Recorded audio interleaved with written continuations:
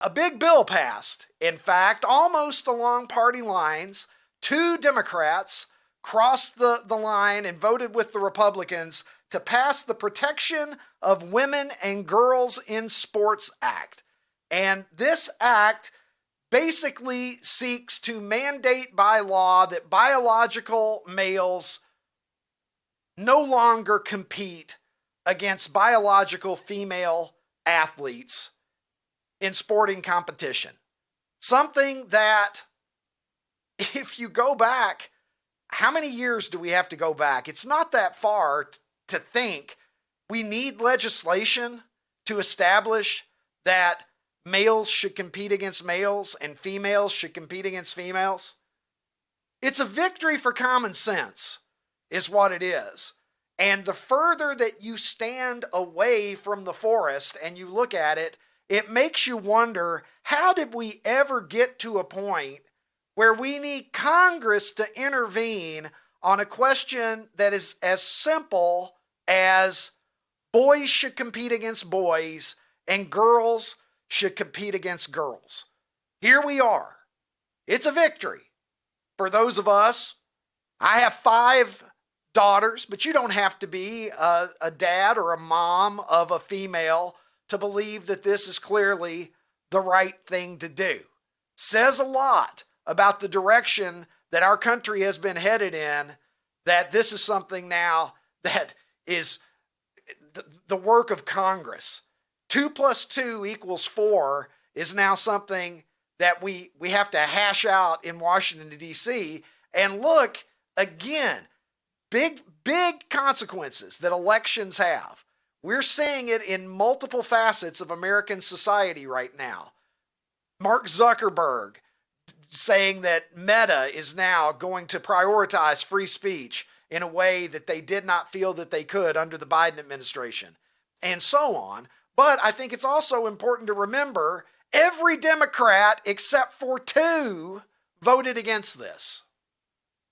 Something that you would think would be as close to 100% common sense unanimity as just about anything that you could possibly ask. But the tide is definitely turning from a cultural standpoint, and the common sense revolution has begun. At MSNBC, the president is out resigning a week before Donald Trump's inauguration. Rashida Jones, ratings are falling faster than Walmart's prices.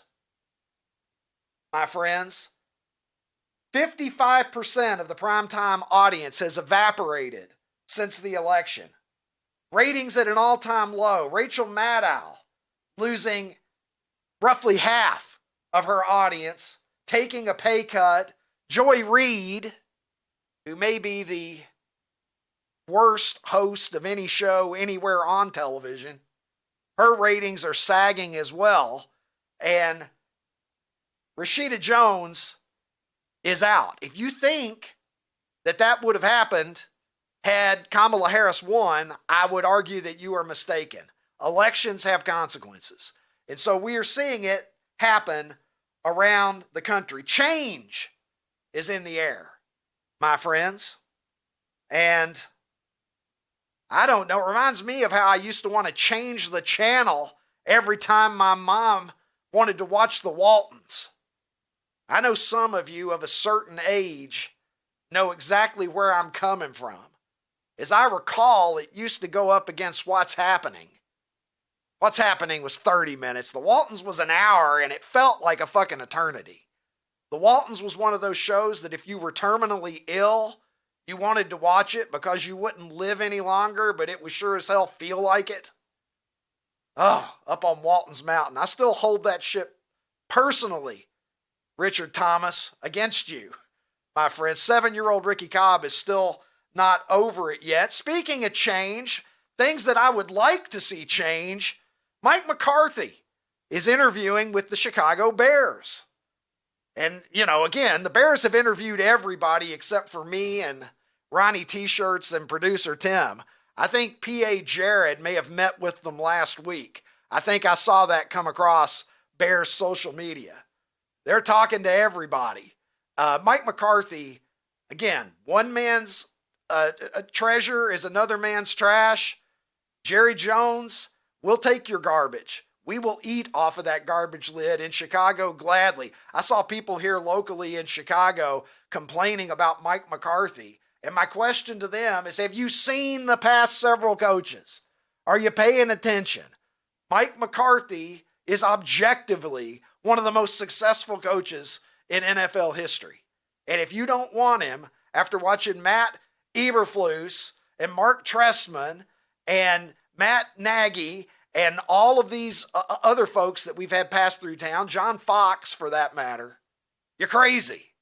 All right, I'll take Mike McCarthy right now, and I'll be happy to have it.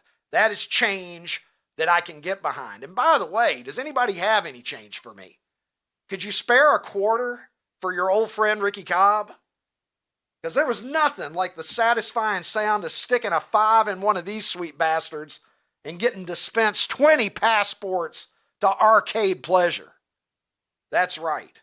I felt like an aristocrat walking into the arcade in 1982 with a $5 bill. You could play all afternoon and the options were delicious. I think I would be going for some Galaga, this Pac-Man. Caught me playing with my hair again. I don't know. I need a team of stylists here. This magic just doesn't happen when I roll out of bed, folks. I'll tell you what else I feel about change. I don't like the government taking change out of my pocket. I want to keep my $5 bills so that I can put them into a machine and I can go play Centipede and track and field like Aaron Spielberg does in the comfort of his home. Change is what I want in my pocket. And I think a great idea, maybe the best idea that I've heard in a long time, in fact, is Donald Trump's idea. Are you ready for this? He wants to create the external revenue service. How about that?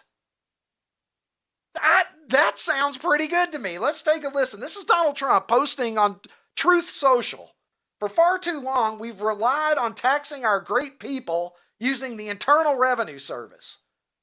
Through soft and pathetically weak trade agreements, the American economy has delivered growth and prosperity to the world while we tax ourselves. It's time for a change. Today, I'm announcing I'll create the External Revenue Service to collect tariffs and duties and revenue from foreign sources.